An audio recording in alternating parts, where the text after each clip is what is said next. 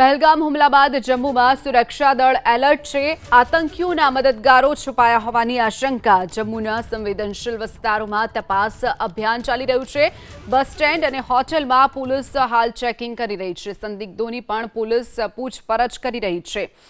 તો જે રીતની પહેલગામમાં આતંકી હુમલા થયો ત્યારબાદ જમ્મુમાં સુરક્ષા દળ એલર્ટ બન્યું છે।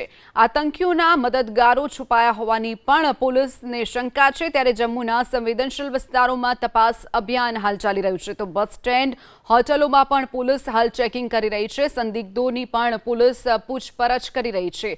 જે પણ સંદિગ્ધ લાગે તેની પોલીસ અટકાયત કરી અને પૂછપરછ કરી રહી છે।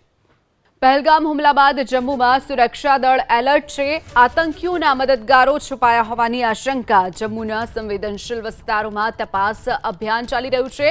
બસ સ્ટેન્ડ અને હોટેલમાં પોલીસ હાલ ચેકિંગ કરી રહી છે। સંદિગ્ધોની પણ પોલીસ પૂછપરછ કરી રહી છે। તો જે રીતની પહેલગામમાં આતંકી હુમલા થયો ત્યારબાદ જમ્મુમાં સુરક્ષા દળ એલર્ટ બન્યું છે। આતંકીઓના મદદગારો છુપાયા હોવાની પણ પોલીસને શંકા છે। ત્યારે જમ્મુના સંવેદનશીલ વિસ્તારોમાં તપાસ અભિયાન હાલ ચાલી રહ્યું છે। તો બસ સ્ટેન્ડ હોટલોમાં પણ પોલીસ હાલ ચેકિંગ કરી રહી છે। સંદિગ્ધોની પણ પોલીસ પૂછપરછ કરી રહી છે।